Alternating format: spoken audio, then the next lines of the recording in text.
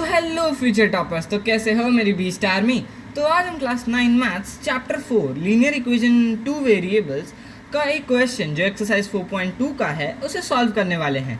अब चाहे वेरिएबल हो या फिर कांस्टेंट, ट्रिक्स को याद रखेंगे और अप्लाई करना दोनों सीखेंगे। तो चलो बिना टाइम वेस्ट किए शुरू करते हैं आज का धमाकेदार सा वीडियो। तो आपको स्क्रीन पे दिख रहा होगा एक्सरसाइज 4.2 का ये क्वेश्चन है, सीबीएसई एनसीईआरटी का ये क्वेश्चन। सेकेंड क्वेश्चन है right 4 solutions for each of the following equations. हमें 4 सॉल्यूशंस लिखने हैं each of the following equations के लिए। तो पहला इक्वेशन है 2x + y = 7। तो इसका हम पहला इक्वेशन लिख देते हैं कि इफ़ x = 0 देन 0 + y = 7। यानी हमने x की वैल्यू पे क्या रख दिया, 0 रख दिया। तो हमारा y की वैल्यू क्या आ जाएगी, y की वैल्यू हमारी आ जाएगी 7। अब हम आ जाते हैं इसके सॉल्यूशन पे। तो सॉल्यूशन हम क्या लिखेंगे कि सॉल्यूशन हमारा हो जाएगा 0,7। ये आपको कहीं कहीं कोऑर्डिनेट ज्योमेट्री की तरह भी लगेगा जो आपने क्लास 8 में पढ़ा है, बट हाँ ये उसी से एक टाइप से रिलेटेड है। आपको क्लास 9 की कोऑर्डिनेट ज्योमेट्री में भी इस टाइप के क्वेश्चंस देखने को ज़रूर मिलेंगे। सेकंड पे आते हैं, अगर हम x की वैल्यू को 1 मान लें तो क्या होगा। x की वैल्यू को 1 मानने पे आपको आंसर जो मिलेगा वो मिलेगा 5। आपको क्या आंसर मिलेगा, 5 आंसर मिलेगा। तो हम इसका सॉल्यूशन क्या हो जाएगा, इसका सॉल्यूशन मेरे बच्चे हो जाएगा 1,5। अब आते हैं, अगर हम x की वैल्यू को 2 मान ले तो क्या होगा। तो अब आप लोग बोलेंगे कि सर 2 मानेंगे तो आंसर तो 2 और 3 आना चाहिए। सही बात।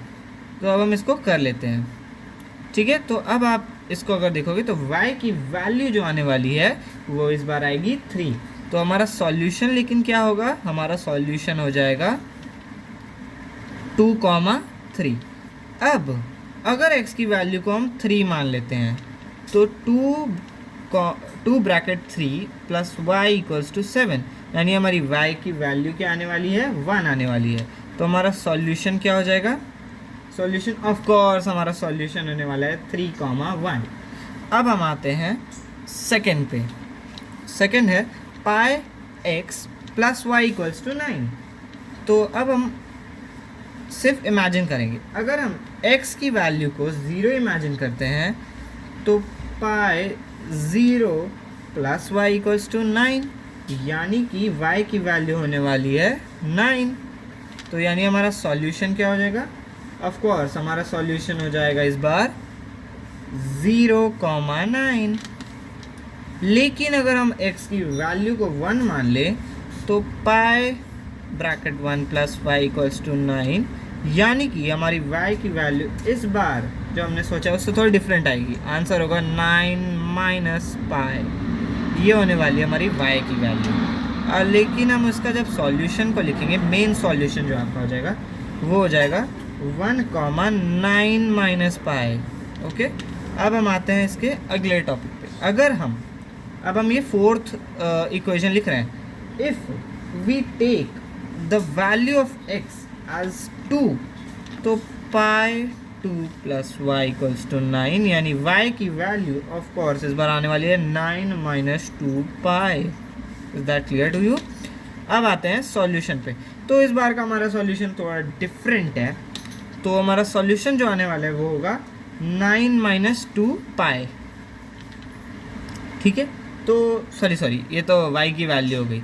तो हम इसका सॉल्यूशन जो लिखेंगे वो सॉल्यूशन थोड़ा डिफरेंट होगा। सॉल्यूशन होगा 2,9 - 2π, ठीक है। तो ये हो जाएगा आपका सॉल्यूशन। अब हम आते हैं लास्ट वाले पे। तो इधर लास्ट वाला हमारा क्या हो जाएगा, अगर हम x की वैल्यू को सॉरी x की वैल्यू नहीं, इस बार लेते हैं y की वैल्यू। चलिए, क्योंकि x की वैल्यू आप बार बार निकलेंगे तो आपको y की वैल्यू वाला समझ नहीं आएगा ना, तो y की वैल्यू भी एक ले लेते हैं। चलो, अगर हम y की वैल्यू को 0 मान लें तो क्या होगा। इस बार आंसर बहुत ही डिफरेंट आने वाला है मेरे बच्चों। πx + 0 = 9, यानी x की वैल्यू इस बार जो आपकी आएगी वो बहुत झमेला करके आएगी, विच इज 9/π। पता नहीं इसको क्या झमेला पड़ा था ऐसा आंसर आने के लिए, लेकिन फिर भी कोई नहीं, इतना तो चलता है मैथ्स में। मैथ्स के लिए तो ये बेसिक ही है। तो इसका सॉल्यूशन आपका हो जाएगा, जो मेन सॉल्यूशन आप लिखेंगे वो लिखेंगे 9/π, 0 लिखेंगे आप। एक बात को याद रखिए, ये हमेशा x एक्सिस वाला होता है, ये हमेशा y एक्सिस वाला होता है। ओके, अब हम आते हैं लास्ट वाले पे, विच इज़ थर्ड।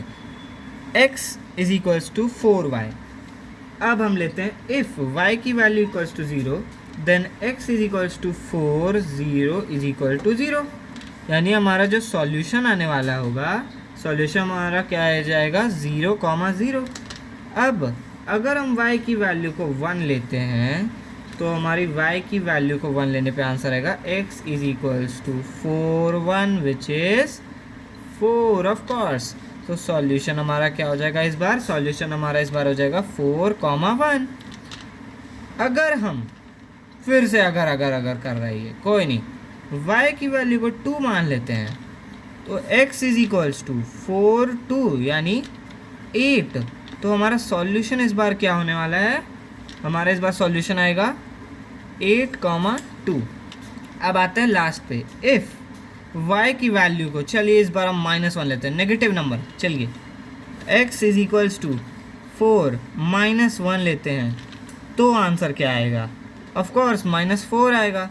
तो इस बार का जो हमारा सॉल्यूशन हो जाएगा, सॉल्यूशन हमारा क्या हो जाएगा, सॉल्यूशन हो जाएगा हमारा -4, -1।